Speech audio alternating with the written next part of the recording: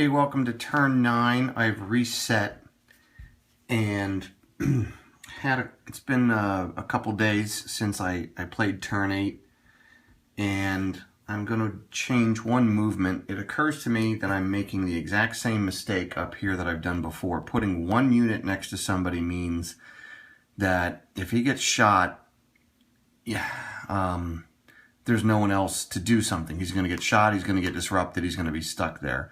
I think I want to move up in force in something like this.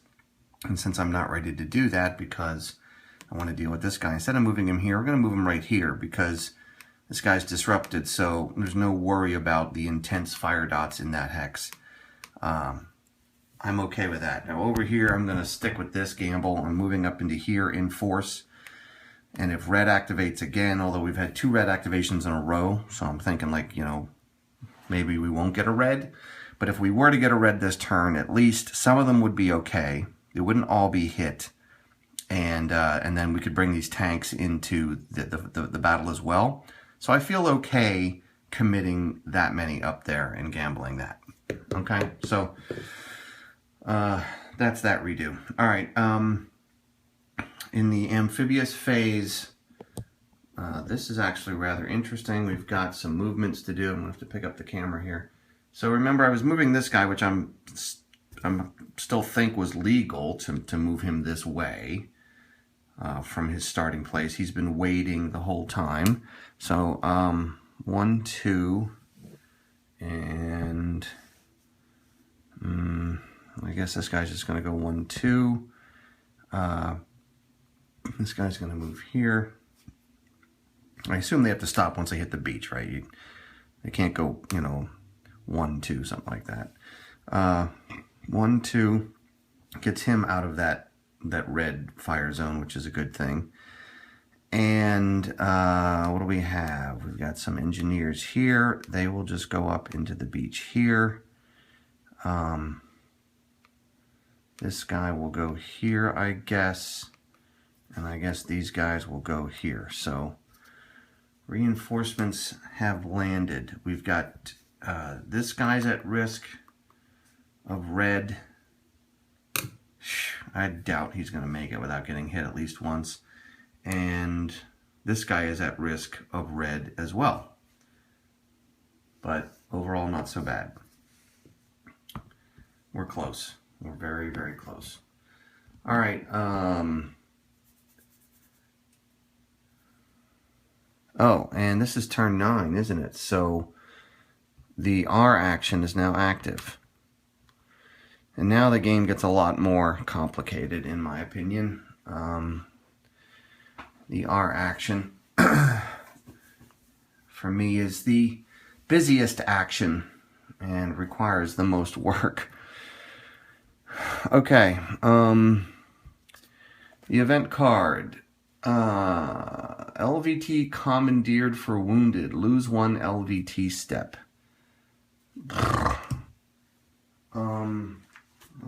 Let me double check the event details on that. Okay, so we have to remove 1 LVT step. All we have are 1s, so that just means one of them gets destroyed. So now we only have 3 singles to use. Okay. Yeesh. All right, here we go. Let's see what we get. Crap, there's artillery, first of all. Crap. So they're going to hit one of those units we just landed on the beach. Crap. Yellow, or at least there's no red. Double purple and blue. That's fine. That's fine. Whatever. I just was gambling a lot on red. So there's no red. Okay. Okay, fine. All right. In R, and yellow's doing the R action. So now here's where we have to, refer to our handy chart. So coastal R's, they actually won't fire at us. They will just merely resupply. They will just get a depth marker, which is, bad thing because then the next time they fire twice. I'd rather have them fire than get a resupply, actually. And same for inland yellows. So Interesting. Interesting. All right, so I'm starting over here looking for single yellows. All right, now this guy is empty. Now empty R's do stuff, okay? That's why I don't like R. Fortunately, however, we control the hex. It has to be in communication. If we didn't control this, this is a coastal empty, and a coastal empty will reinforce if it's zone D, E, or F. So that would reinforce. Fortunately, not happening here because we control it. Now this guy, yeah, see, normally he would fire at these guys.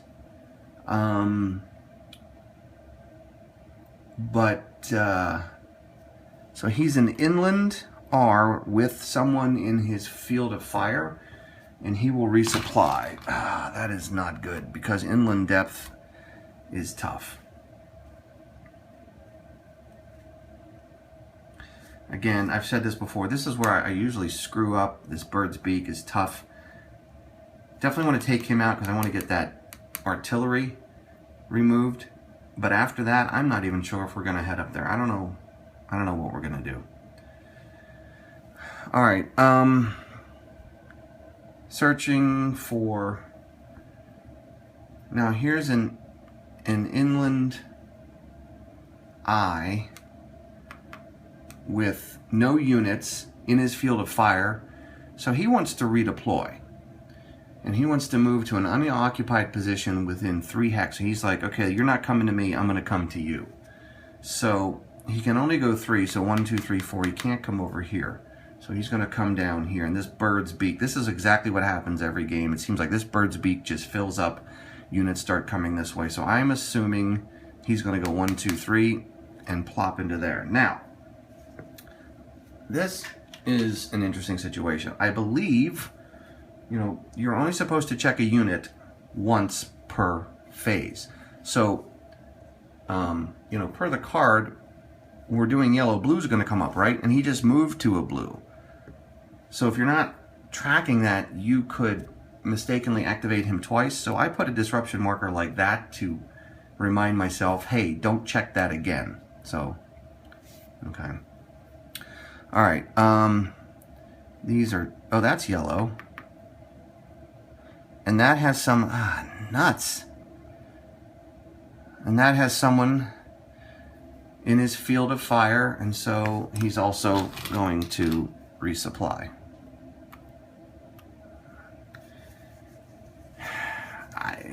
You know, I don't know what to do. We had to come up here and flank this guy and do all this stuff with him. I don't think there was much we could do about it. It does seem to me like, you know, just putting the theme to the side, that from a game standpoint, the trick of this game is it's trying to get you to allow it to insert new units into the game, right? And that's what we just did here. By being 2 away with the R action, no, it actually had nothing to do with being 2 away, I'm sorry. It's just the R action. It's just, if it has units in its field of fire, yeah, if we had not been in its field of fire, if we had been over here, then he would have wanted to do the redeploy. But we're here. I don't know. I don't. There's some of that you can avoid, and I think there's some that you cannot avoid. All right. Let's continue checking. None of these are yellow. Yellow's down here. We know that these guys are not yellow. Not yellow. But let's keep checking over here. All right, here's a yellow.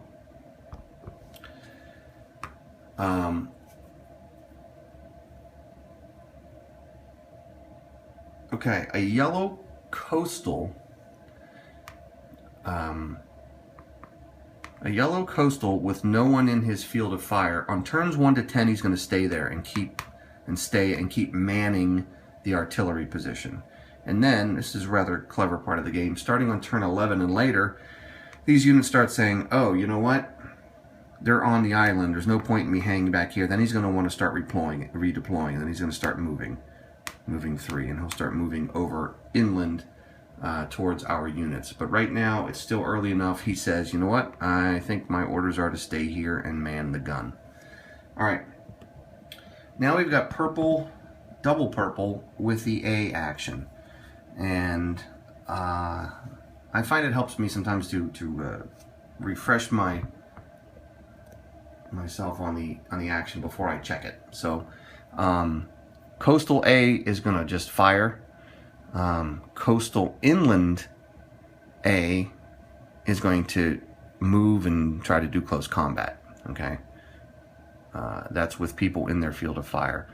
If there's no one in their field of fire, these guys will coastals will do artillery. These guys will move. So, and then unoccupied purples that are within 2 will do an ambush action. But they have to be in communication, so let's hope we don't have any of those. All right, so we're looking for either double purples or empties. That's a single purple. Thankfully, nothing happens. This is a single purple.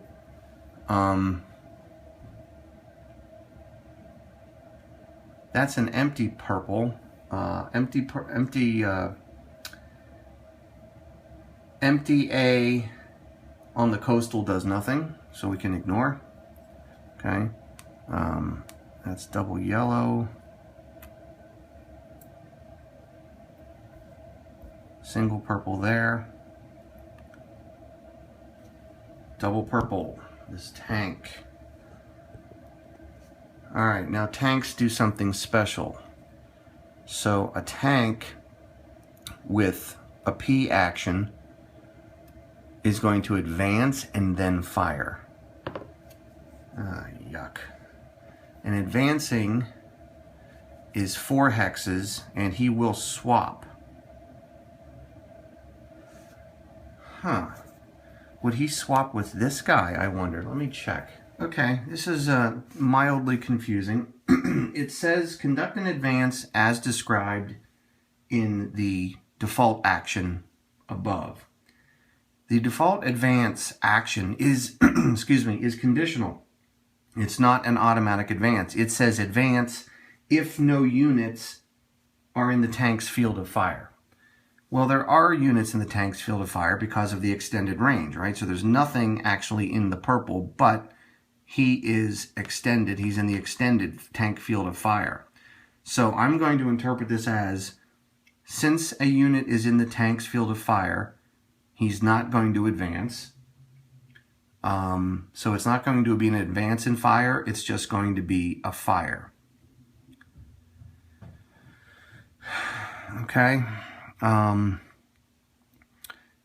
just to keep myself honest here, so these ones will extend into here.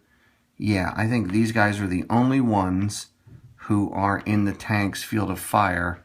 And they're looking for diamonds, and they find triangles. Thank heavens. Okay. I hope that's correct. He didn't move because he had someone here. So then he shot. The extended field of fire is steady. The symbol is a diamond. I believe he misses. Again, it says the advance action is conditional, so I don't think it's an automatic advance.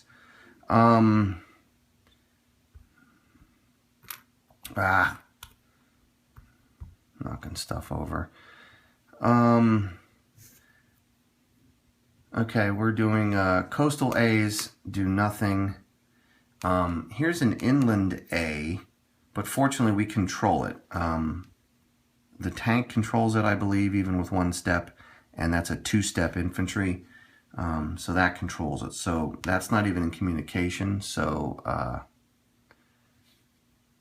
it can't do an ambush action. Okay, if these units weren't here, then this would be an A space within 2, and it would be in communication, and in that case it would do an ambush action. But we're not doing that, so I won't go through it. And yeah, there's another inland empty purple here, A, but it's not within 2 hexes of a unit, so nothing's going to happen. I think that's all for double purple. And now single blues activate and they will shoot tanks. Single blues. All right, I know that there's that there. We have that. That guy's yellow.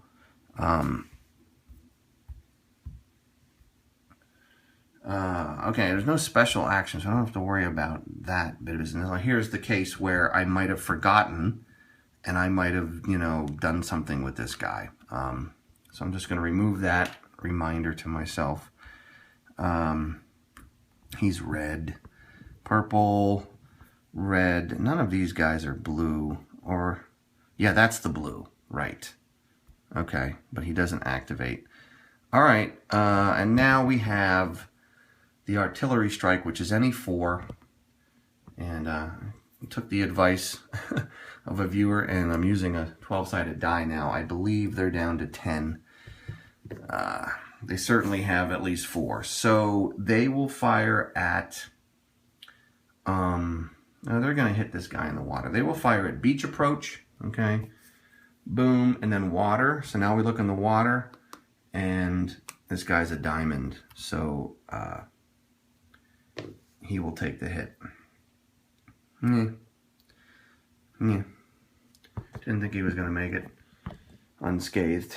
All right. Now it's our turn.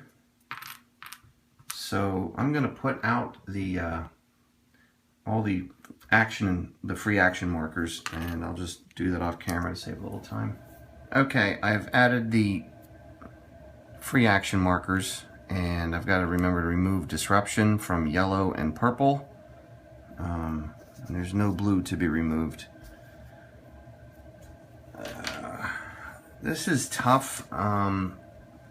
Yeah, we can take care of him, and we can take care of him.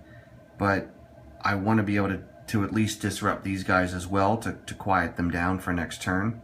And I haven't been able to figure out a way to do that. So what I've decided to do is at least just, let's do the obvious stuff first, okay? So these units both get a free action because they're stacked with an HQ. So for his free action and for his regular action, that's 6 firepower factors. Note the bazooka here, and note the flanking. So we have the weapons, we are flanking, or at least doubled. He's defeated. Okay. I got scared there for a second. I had to remind myself that you do actually remove Japanese tanks from play. You certainly do. Okay. So, all right. Starting to clear stuff out. So let's do that. We still have a couple of units here who can do something. Now the other obvious thing we want to do this turn is flank this guy. And this guy is tough. He's a 4 doubled to 8. And per the fire chart, we don't need to double him. If you have the weapons, we're flanking. We certainly have a radio because we've got this hero attacking. And these guys are the heavy weapons.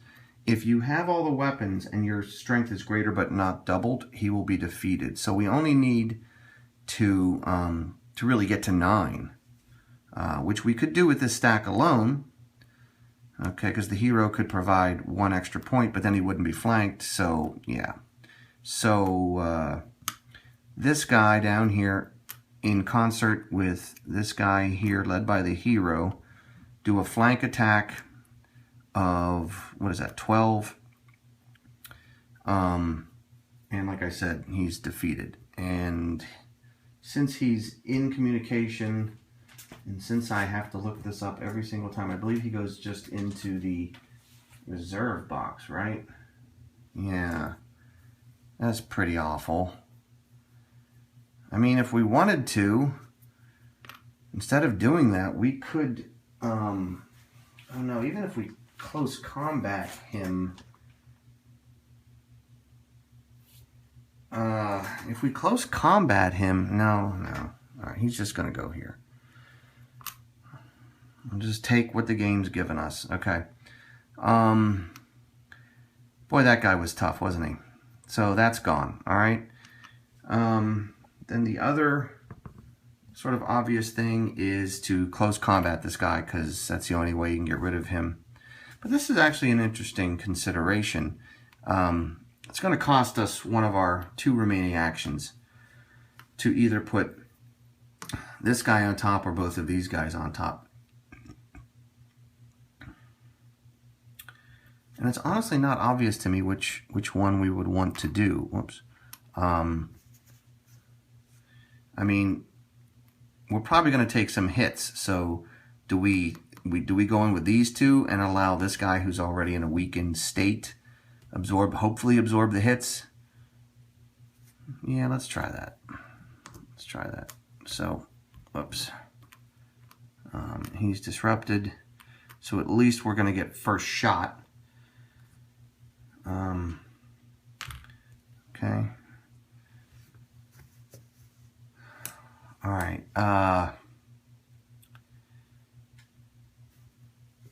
Okay, now I think what I want to do is, I don't know that we can do much about this. I mean, what we have left here is the hero and this unit with 4. This guy's going to be doubled. I have a feeling that wouldn't go well if we did that, and we might provoke them into gaining depth. So I think I'm going to go with the higher odds attack, which is to attack these guys here. Besides, I'm going to get rid of these tanks. And remember, tanks do not receive terrain benefits, so that's a good thing. We need a flamethrower, not a problem. That guy down there, we moved him up a while ago to provide his flamethrower. So, and we know again that the Japanese armor depths are either 1 or 2. One of them is out of the game so far. It's a 2, so that means this is either 1 or 2. So let's assume it's 2. So that's going to be 5, which means we want to get to 10 firepower.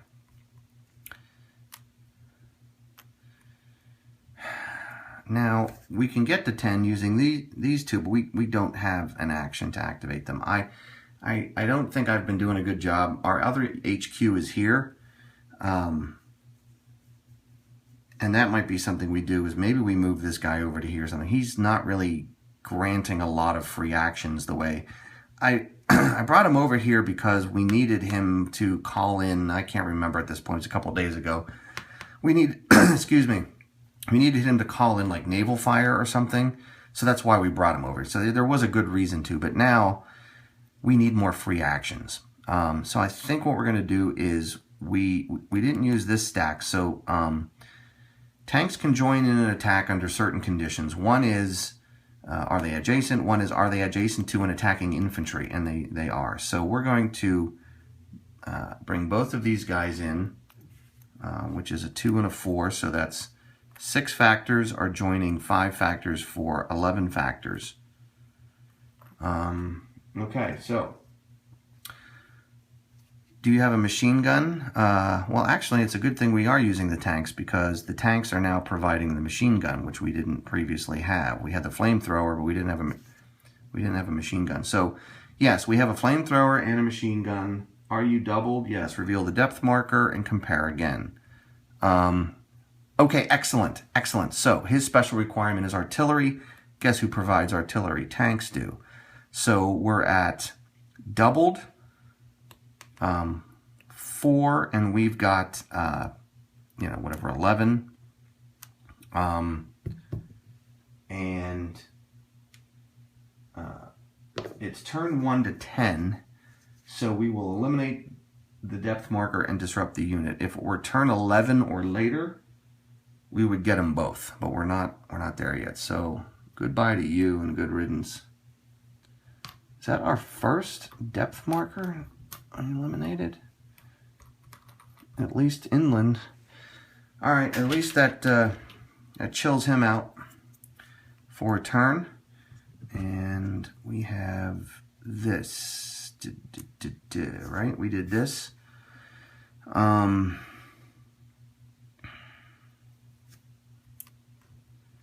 Oof. I'm just thinking if this purple activates next turn, this stack is going to get hit because they're in the intense. These guys who are adjacent are actually in steady. Do we? Well, we actually there's nothing we can do. We used our 3 free actions, so I think all we can do is hope that we don't pull a purple.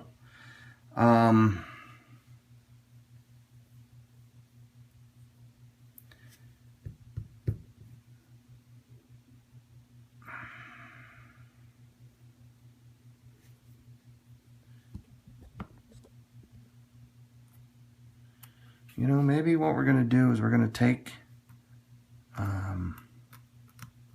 these guys and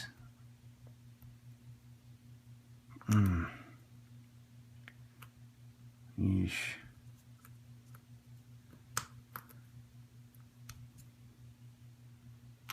I think we're going to move the HQ back into intense purple fire.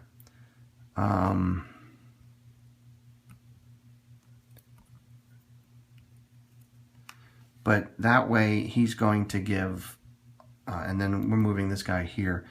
Next turn he's going to give all of these free actions. And I think this is, you know, part of the fun of this game is you know, deciding when to take turns to set up a future turn versus doing something effective on this turn. And I think this is a good turn to set up for future turns. So this will give us a chance to get these guys the hell off the beach because they're susceptible to artillery fire, and get them inland. So I think, you know, I'm going to leave him here actually in this stack. I'm going to leave him there. Let's leave him there. Maybe next turn we'll be able to use one of our regular actions to attack with these guys. Let's try that. Okay. So he's moved. He's done. Coming over here towards the bird's neck. What do we have here? We've got a engineer who's really susceptible to being blown up with an artillery strike. He's only got 1 step. I'm going to move him in. I'm going to move him in here. Now, this is one of those precious engineers with the SP support. If you're not familiar with the game, starting on turn 11, which is only 2 away, we're going to start getting support markers right there, okay? And we can use these to flip them to the backside and place garrisons out on the board. Now, they have to be in places that we control and aren't susceptible to fire. Right? There's certain rules, but in a general sense, like we could put one here. That's a safe place. And now that's controlled. Now we don't have to worry about occupying it, you know, controlling it, being around it. Except that there is one damn event in the game where the Japanese tunnel and they take over one of these. Oh, that is so annoying. But as a general sense, we get that we can do that. We can use these to remove disruption markers at the beginning of our action phase. They're free actions. So my point is, they're really powerful. We really need them. But per the rule, it says for every engineer on a beach. So at some point, we're going to want to move him back onto the beach. Is what the point of all of that was. Right now, he wouldn't grant us this guy. But the problem with them is, as they're on the beach, they're susceptible to artillery fire. So it's a give take, you know. We can't move this guy off the beach because we don't have another action anyway. All right, so that happened, and there's no one else. We've got a close combat here, and the only other thing we can do is something with him. Ah, man. This bird's beak is really tough for me. I gotta pause this and think about this. This is a really tough one. I'd be open to ideas from people because this is Of course, this is really fun, you know. Trying to figure out what to do is just, this is the fun of the game here. One thing I've learned is do not open two fronts on the bird's beak, okay? Don't think, oh, I'll just send these guys here, they'll take care of him, and then these guys will go up here, they'll do it, and then these guys can start going up this way. Don't do that. Because what's going to start happening with that damn R action, or even the M,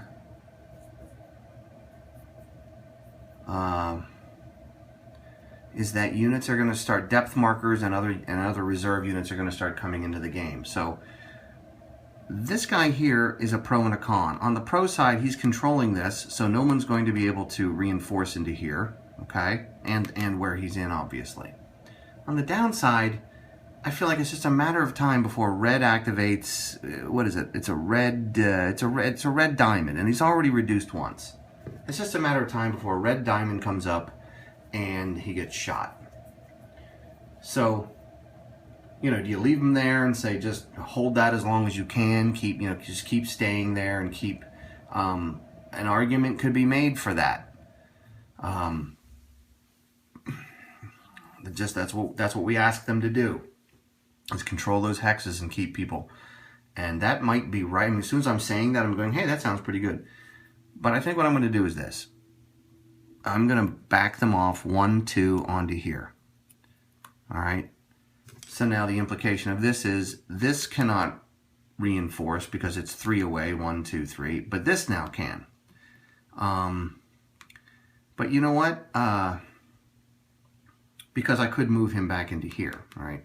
If I move him into here, then he controls the blue, but he doesn't control the red. I don't want red to, if anything's going to reinforce over here, here's my point. I'd rather have it be the blue, we've already destroyed the artillery, than the red, because the red would then form a position group of 2. And I don't want that. So for me, the question comes down to either leave him here and let him suffer any potential red diamond shots, but at least, you know, control this for as long as he can, or get him out away from red. And if blue activates and it's a blue coastal, which means they would reinforce, and starting on turn 11 they will reinforce and fire. But you know what? Nobody's in blue, so if somebody pops up here, he'll reinforce. Then we could maybe we could barrage him with the tank. Oh no, we're not in his field of fire. I don't think a tank can do that. I don't know. You know, I don't know. It's 6 of one, half dozen of the other. Now I've got myself confused talking that all out. Do I just want to leave them there? Hang on a second. Okay, yeah, you know what? I've talked myself out of this. If a blue R action comes out, coastal, unoccupied, within 2,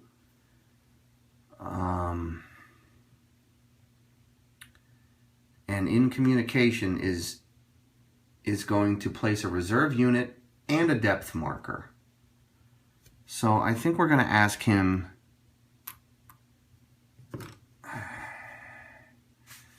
to stay there and just hold the fort and hopefully not get any red diamonds. But now we don't have to worry about, at least until he's, you know, till he's killed, they're at least holding it, which is really feels like a realistic wartime decision as well. It's like, I know you're probably going to get killed. It's just a matter of time, but can you just hold out for a little bit, you know? And then, like I said, whatever I'm doing, I'm not pushing forward. We're gonna do this right now, and then I don't know. That's as much as I can think. All right, let's do this. So we've got. So I normally like to go in with 5 cards or more, but we don't have a flamethrower with this guy. So what we've got at least 4 steps. So 1, 2, 3, 4. They get 1 card for the 1 unit there, plus 1 card for the CC special tactic that they have. Oh, I get so nervous doing this. Step 1 is remove their disruption marker. Step 2 is we get first shot, and we are looking for light green. Ah, jeez.